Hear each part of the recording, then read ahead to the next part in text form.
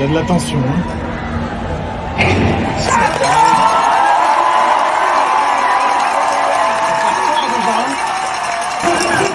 Elle est prise dans l'allure. Elle a 2 dixièmes de retard pour l'instant. C'est rien à ce niveau-là. Elle est un peu en retard, mais ça va, ça reste raisonnable. Par contre, c'est super malin. Ils ont mis le mec le plus grand devant elle et le mec le plus grand derrière elle. Ça fait un gros effet d'aspiration.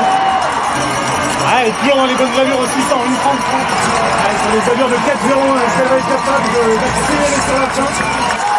Passage au 800 avec 1 seconde de retard à peu près. 2,0075. Ça reste très très fort. On est à la mi-course.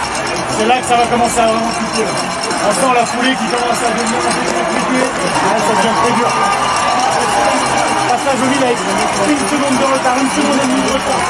Ça reste très très impressionnant. On va être capable de relancer, c'est toute la question.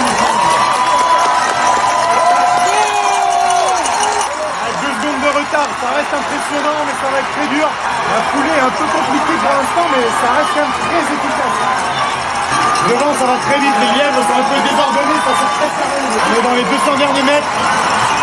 Ça va être très compliqué. Ça va pas le faire, mais c'est très impressionnant. On va quand même battre le record du monde, mais ça va être tout juste. Record du monde.